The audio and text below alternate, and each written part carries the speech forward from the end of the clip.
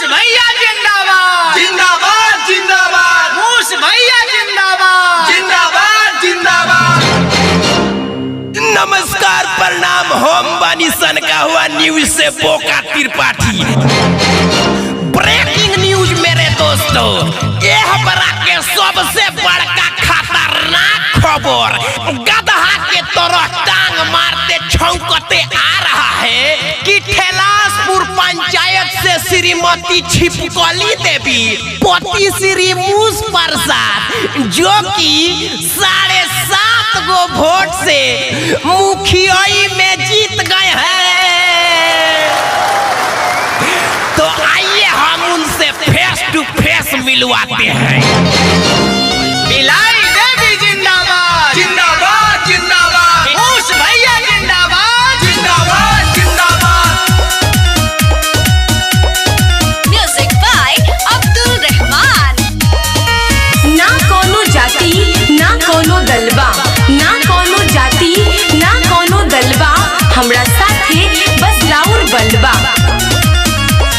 नया कानून देख भइल बा लॉन्च हो, मुसबा मुखिया बिलाई सरपंच हो।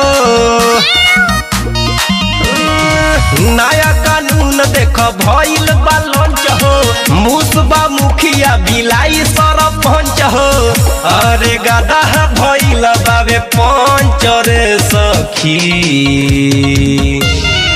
अरे होई देखिए, मूस कुमार जी तो जीते ही है, उनके साथ साथ श्रीमती बिलाई देवी भी सरपंच में जीत चुकी है। और एक और खुशी के बात, बाप रे बाप, होई देखिए गधा लाल भी पंच में जीत गए हैं। तो आइए सबसे पहले हम गधा लाल जी से आपको मिलवाते हैं और कुछ सवाल करते हैं। हाँ तो गधा लाल जी, ये बताइए कि आप जनता के लिए कुछ करेंगे या नहीं?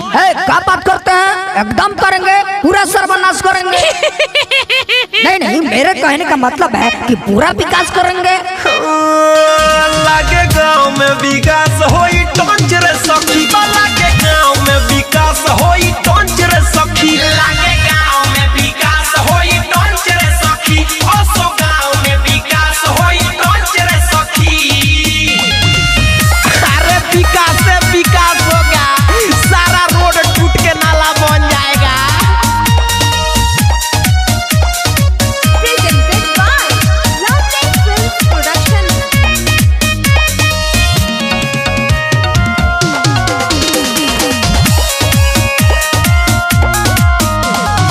पीला बा पेक्स या समिति सियार हो, वार्ड बा खोसी बेकरार हो। सुअर सिखावे ले बोका डीलर से, राशन चोरी के रोजगार हो। पीला बा पेक्स या समिति सियार हो, वार्ड बा खोसी बेकरार हो। सुअर सिखावे ले बोका डीलर के, राशन चोरी के रोजगार हो। कौआ कमिटी करावे राजनीति, कौआ कमिटी करावे राजनीति। और पीली लगाव तारी मंच रे सखी।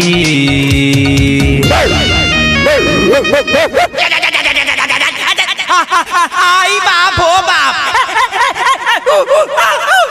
ओ समझ गए, लगता है हमारे पीला प्रसाद भी कुछ कहना चाहते हैं। हाँ तो बताइए पीला प्रसाद जी, आपको क्या परेशानी है? अच्छा तो ये बात है, हमारे पीला महाराज जी कह रहे हैं कि ये भी विकास करना चाहते हैं। अरे धन्य हो महाराज, आप ही के जैसे नेता की हमें जरूरत। के गाँव में विकास होई टंच रे सखी, के गाँव में विकास होई टंच रे सखी, लागे गाँव में विकास होई टंच रे सखी, ओसो गाँव में विकास होई टंच रे सखी।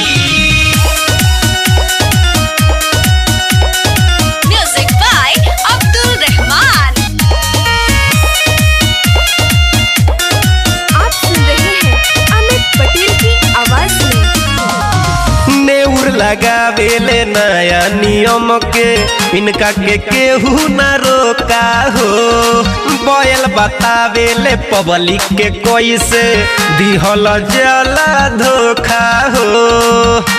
अरे तनी सुख दूरे रहो मर्दवा। नेउर लगावेले नया नियम के इनका के केहू ना रोका हो। बैल बतावेले पब्लिक के कैसे दिहल जाला धोखा हो। राजन मित हो बनल बारीत हो, राजन मित हो बनल बारीत हो। अरे रचता सभे पर पंचर सखी। बाप रे बाप रे कैमरा मैन लगे आओ। दादा ओ दादा यही दिन के तो तलाश रलो। अब लागता कि हमारा गांव में चौमुखी विकास होई आ पूरा पंचायत के नाश होई।